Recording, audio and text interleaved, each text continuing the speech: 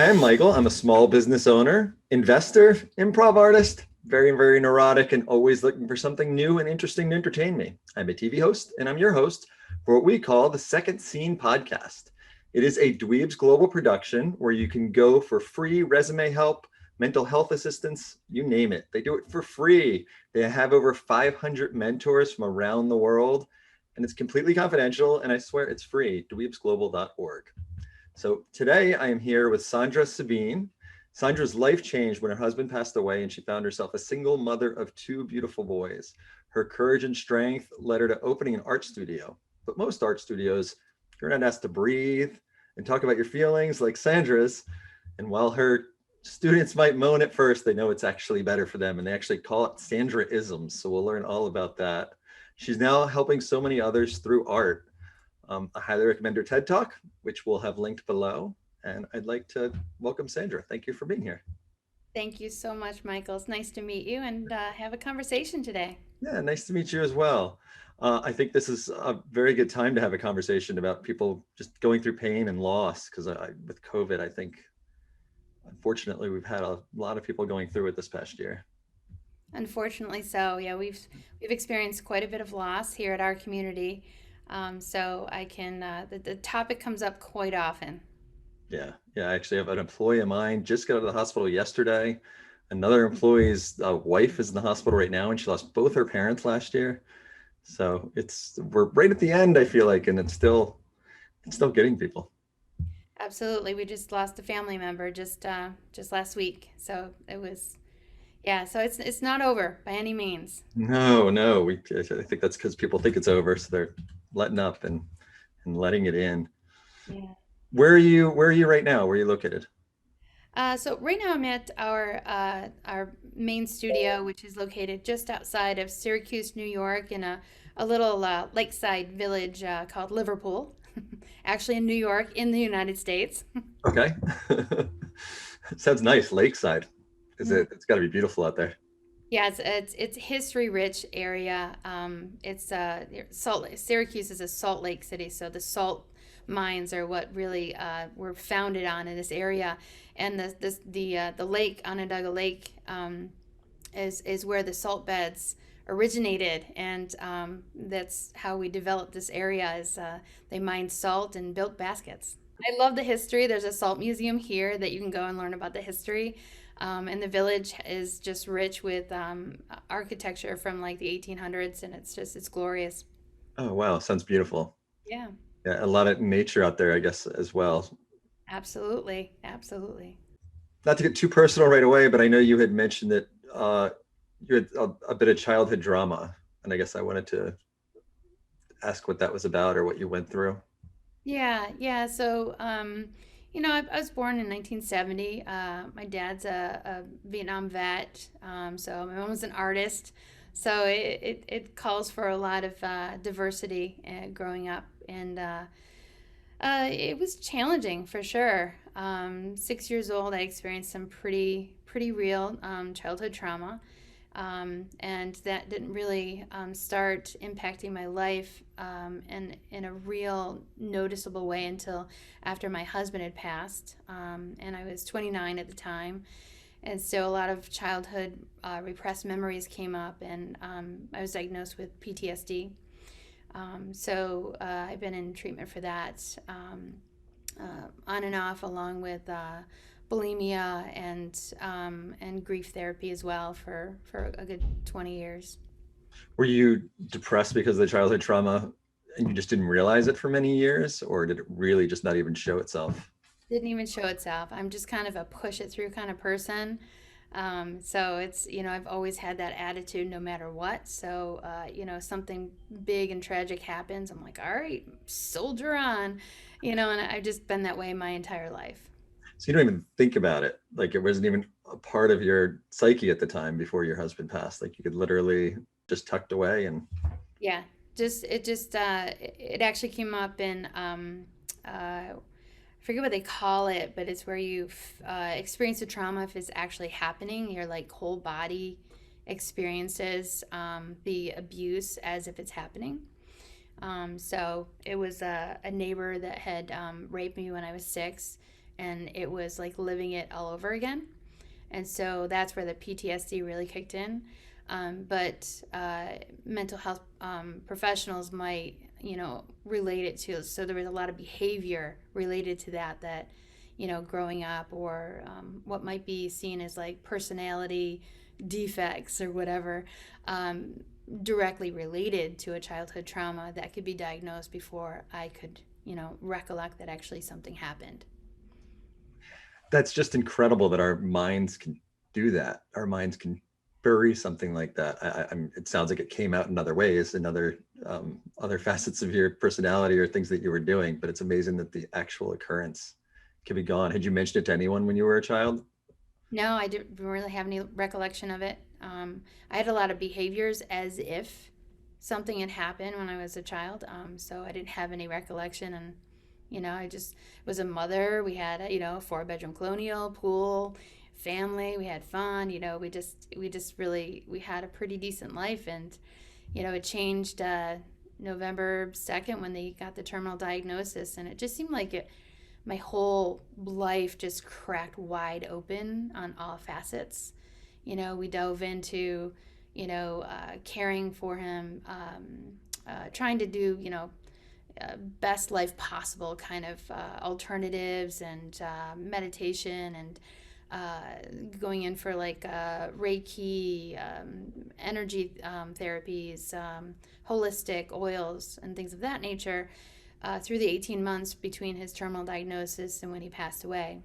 What was He he what was he diagnosed with? Colon cancer. It was in stage 4 when they found it. So his liver was like 2/3 covered. So there was really, they couldn't operate. And he was doing some pretty extreme cancer therapies at, oh gosh, I can't remember, Sloan Kettering. And we were in Buffalo. And they really were not making out that much of an impact. So we dove into alternatives. Like, we lived a macrobiotic, eating lifestyle. We went to the Kushi Institute to learn how to cook that way. So we changed our whole lives around from what was, the whole 2.4 whatever kids car garage kind of. We were that, and it changed everything. But studying holistics with him, and he worked right up until like a couple weeks before he passed away, and that was directly from using those alternatives to for quality of life.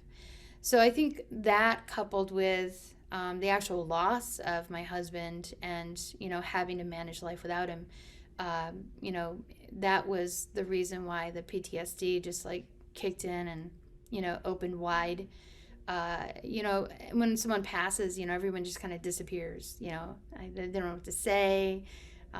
They they don't want to see the right thing, so they just kind of like give you your space. Well, really what it does is it isolates you, and you end up finding ways to survive and thrive, in this new way, this new whoever you are now with this person gone. um, and that left me to start to explore, well, do I really want to continue with my career? Do I want to keep the home? And everything changed. I changed my career. We moved out of the home. I started a new business. And I was dealing with PTSD all at the same time and raising 2 kids. Wow. Well, I definitely want to get more into where you went and how you recovered. But I'm sorry, my family is very into holistic, especially my wife, holistic, what we eat, everything's organic. She doesn't do medication when she doesn't have to. It's very much that. And you do believe that it helped your husband live longer and lived more to a fuller life, I guess, till the end, huh?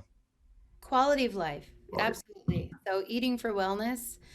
He saw, he visited a practitioner that did a whole variety of holistics, from oils, color therapy, stone therapy, energy work, Reiki, guided imagery. We were going to workshops for guided imagery with some big names now. They weren't, maybe not as much then, but learning how to do meditation, which it definitely enhanced his quality of life right up until the end. We were able to share in those things, and we grew closer. In fact, his last breaths were him asking if I would guide a meditation. so that he could feel himself breathe. And that was some of the remaining times that we had left, was using those alternatives to help him um, let go in ways he couldn't otherwise. Right. How did you navigate and differentiate what was something that would help him and what was just people money grabbing at people in bad situations? There is a mixture of that out there, and it's hard to navigate through, I guess. At least that's what I've kind of seen. True. Fortunately, there wasn't as much then as there is now. Mhm. So, I mean, most of what we were researching was quality stuff. And this was, just 1998, 99. So it really wasn't a lot of what we're seeing right now. Right, right.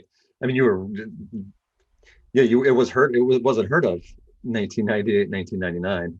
Well, it was. There's definitely some, I've run into quite a lot, so I know exactly what you're talking about. Mhm. And now I'm a teacher in the industry, so there is a lot out there, either watered down or some fashion, kind of an offshoot of what the intention was of their teachers or mentors. But Mhm. we work directly with some big names that, for whatever reason, are not I'm not recalling right now.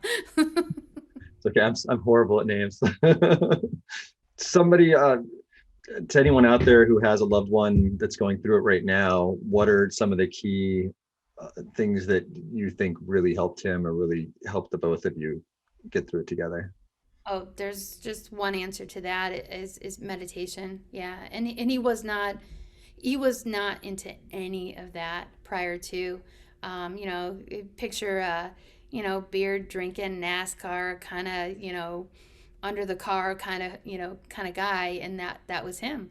But to see him dive into this for quality of life, he did most of the research. I didn't push any of this on him. It was all, I followed his lead, supported where he wanted to go with it, and together we'd research, and together, like we when we went to the Kushi Institute, which I believe is no longer doing what they did back then, but we were in workshops with people that taught from all over the world, just like about drinking the right kind of water and why that is, and things like that. But we were able to work with amazing people who taught meditation in ways that now are pretty standard. Then they weren't. Guided imagery was something that helped him bring his mind back to center during the chemo treatments, when he's sitting there and the IVs in his arm, and you're seeing this poison go into your vein, and it can really take its toll on your mental capacity in the moment. And he would bring these pre-recorded meditations. They were on cassettes, which I don't even know if you can play those anymore. Um, and he would listen to them all throughout. And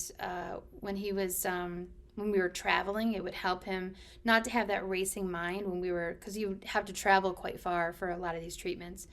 And he would bring the guided meditations, and it would help him.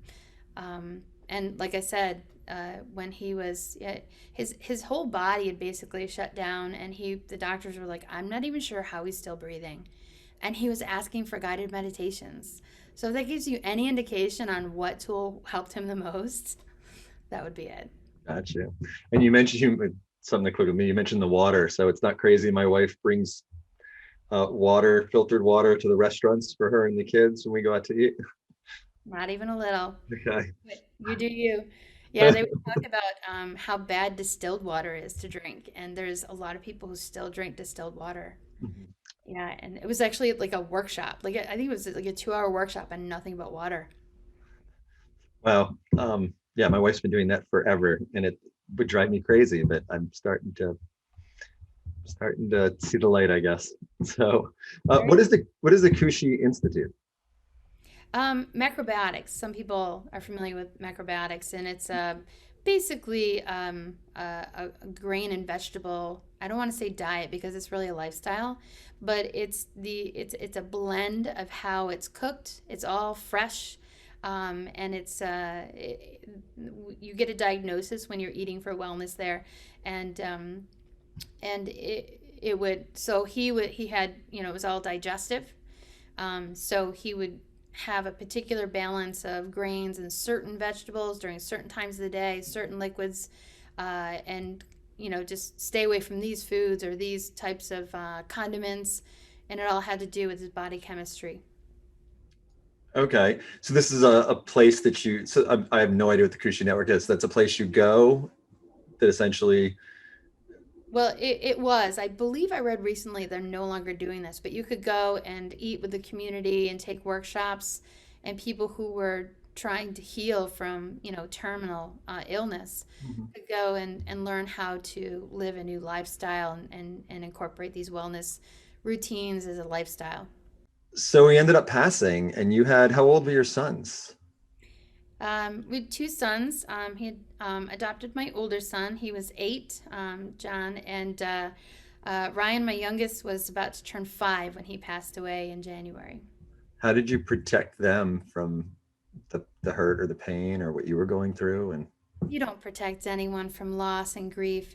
We did some pre-bereavement counseling with my husband there and followed it up, but they were just so young and didn't really understand loss. And that led to some hard times for the three of us, because when you lose a parent that young, a lot of times you get stuck in that grief and it gets mixed up with a lot of other emotions, other life challenges, and it really makes things tough. right. Well, I'm sure it's very different from what you went through as a child, but in the way our brains work, it probably did something similar to them as far as coping Yeah. mechanism and where they would go with it. Yeah, and I just tried my best to give them tools and keep lines of communication open, and just be able to give them a connection to be able to talk when they were ready. Okay. And how did you find the motivation to move on and recover, and where did that? Um, I had a moment where my husband, my first husband, Craig, his name was Craig, and um, it really sunk in one day with him that he was going to die of cancer. And I remember watching him in just a private moment how he was coming to terms with that. And it changed my life. Like, I decided that I was going to follow my dream, whatever that looked like. I wasn't going to be at a point in my life where I had that kind of regret. I knew I wasn't going to live out my dreams because he had a lot of dreams. Um, so I had been working at home, which was very helpful when we were helping him with changing our lifestyle. So I ran a state licensed daycare center. And so my kids could be home with us and things like that. But I've been doing that for 10 years. And within a couple of years of his passing, I opened up what I had always wanted to do. I had always been an artist at heart. My mother owned an art center, much like the one I own now, without the healing component. And I just jumped in with both feet. I had an offer for a space at no cost so I could get on my feet. And I dove into the entrepreneur kind of stuff and committees. I sat on committees for different art organizations just to get to know people, network, get my artwork out there. Started doing shows, showing my own artwork and selling it. And I think it was probably it was within 2 years of his passing, I opened the doors to my art center, and that was in 2002. So it's almost 20 years ago.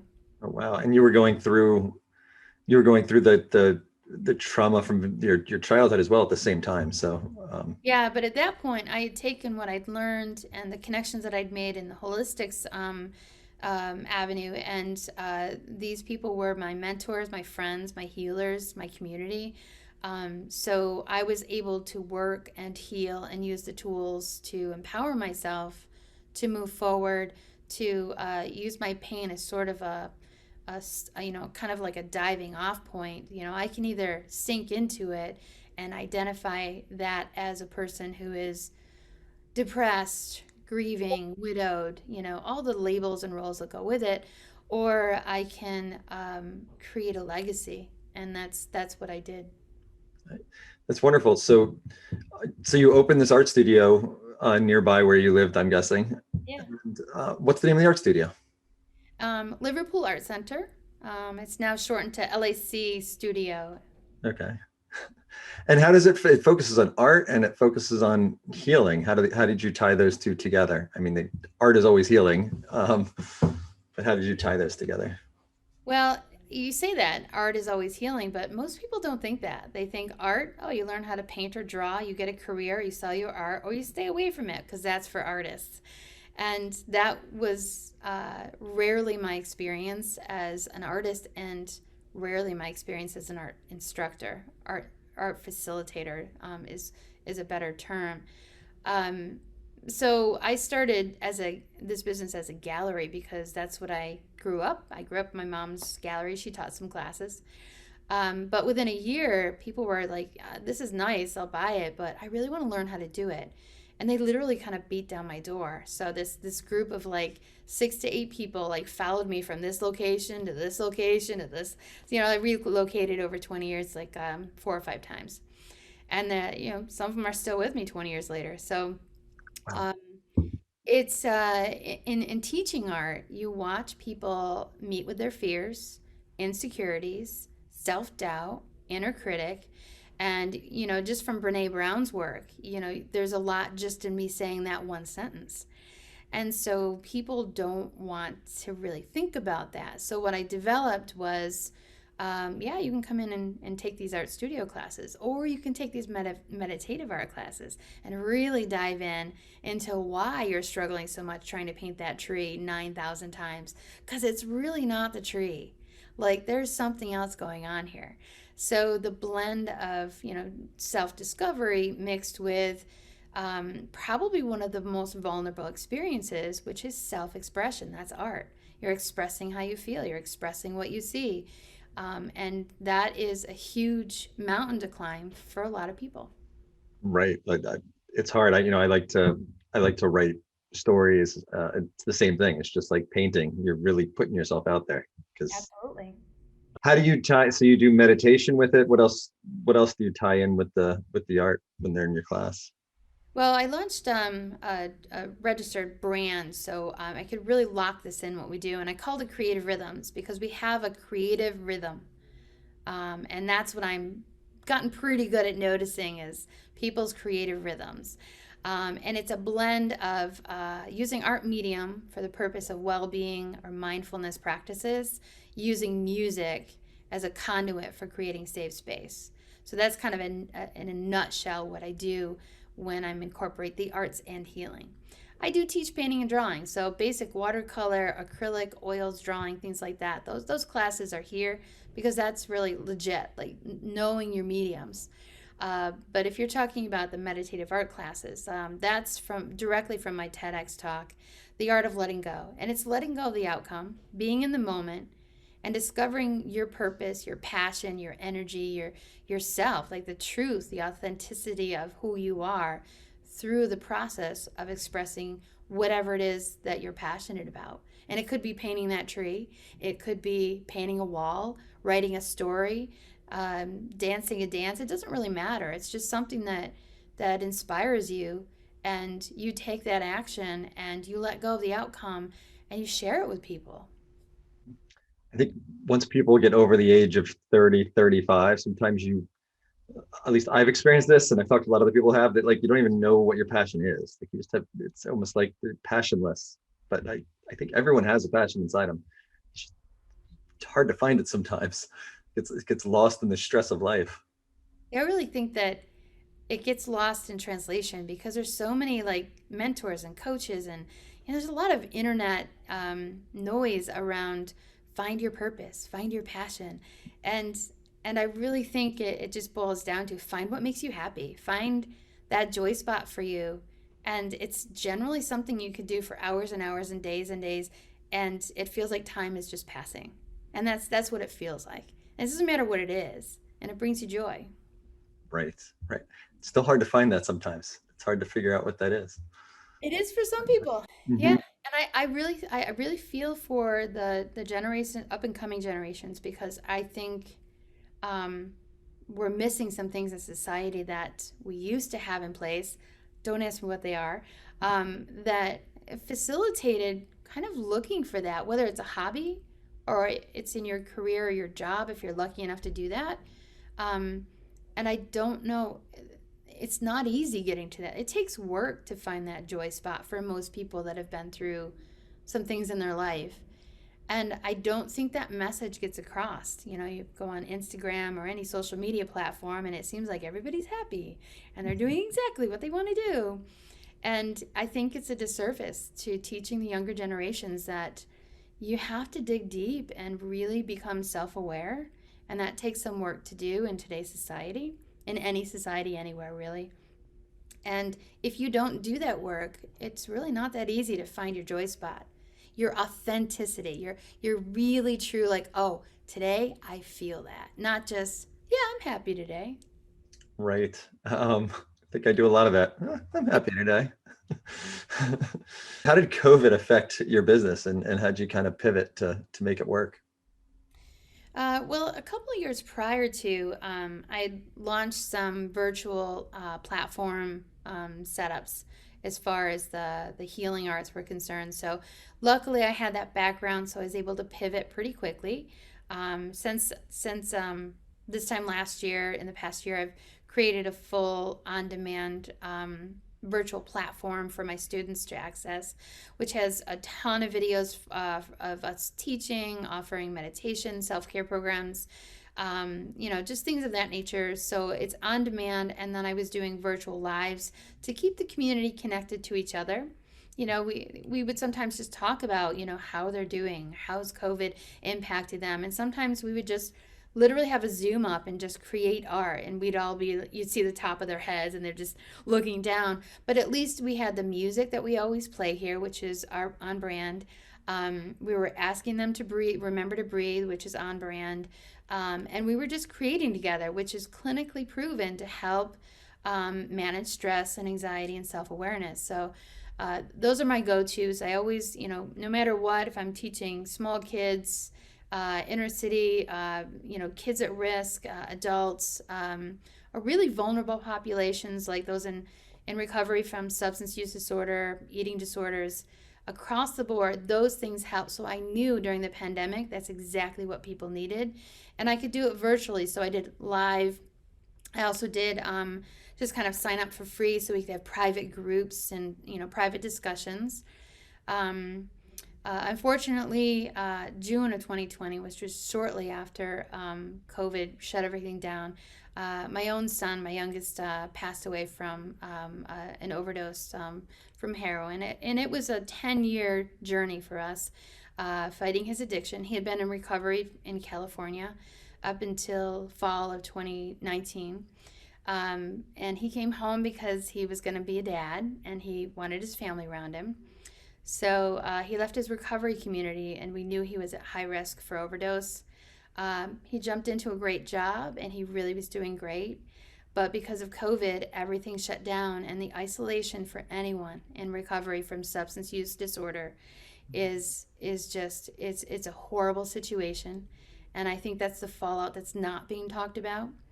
And I hope that there's some light being shined on the needs of the community, families suffering in silence because addiction is just not a topic people want to talk about. But I'll tell you what I did is my older son John and my current husband Dan, who I call my miracle for good reason, we hopped in our RV and we traveled contained and safe, and we went and brought his ashes to his recovery community so they could be a part of his memorial. And there were so many magical ways we connected with my son. And when I got back, I thought, well, maybe I'll just close the doors. Maybe it's time. And the most miraculous thing happened. My community stepped up. They helped us make sure we made rent. They paid for their membership even when they couldn't attend. They were just like, you take as long as you want. One of my graduates from our teen program stepped up and took my shoes. Like I've been doing this for 20 years for her to fill my shoes so that I could take time to grieve. And they have embraced her. She's now the lead teacher here. And we're blessed to have her. She's skilled and talented and amazing.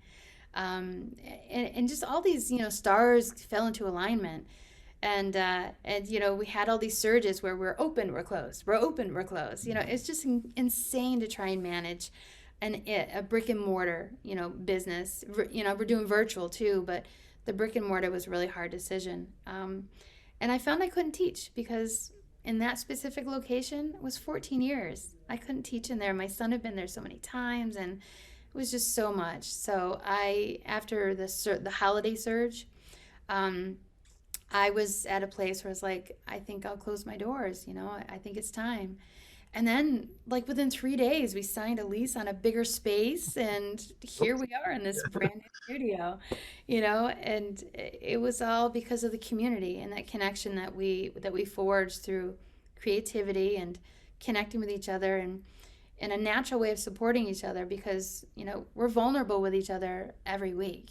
So Mhm. that's already there. We laid the groundwork of trust, and to be here together during a pandemic and now post pandemic, it's just going nowhere but up from here. The opportunities that have opened since then is just, I can't even tell you how many hours I work in a week. And I tell people that one thing I learned is being the mother of a young man struggling with addiction is we are not their lifelines. We cannot be their lifelines. They have to create their own recovery pathway. And so we developed a beautiful relationship in those years. And since he passed, I am really stuck on this idea of legacy over lifeline. So creating the legacy, moving on and reaching out to people and building something, rooted in the struggle that we were in, and not being each other's lifelines. I think that's important to move forward and show people that light. Well, you are super strong. So it's amazing what you've gone through, and you have a very supportive tribe. I like the word tribe because you always hear how people live so much healthier when they're in tribes and they have their tribe. Absolutely. Yeah, I agree totally. That's amazing. I lost my brother to alcohol and drug abuse, so I know how that is. But Very sorry. Yeah, yeah, but you have really pulled through, and it sounds like you're doing wonderful things in the community. absolutely. So your website is artsandhealing.com. Is Artsandhealing.com, ARTS and healing.com, or LiverpoolArtsCenter.com. Either one will take you to the same exact website. okay. Perfect. Well, thank you so much for sharing your time with us and being so open. Really, Absolutely. Thank you for the invitation. I enjoyed our conversation very much. thank you. Yeah, it meant a lot. I think you're going to help a lot of people when they hear what you've gone through and how you've persevered. So That would mean a lot to my family and myself. thank you. So again, this has been a Dweebs Global production. You can go to dweebsglobal.org and you can get free mentorship help, anything from mental health to resume writing and everything in between. And it's completely free and confidential. dweebsglobal.org.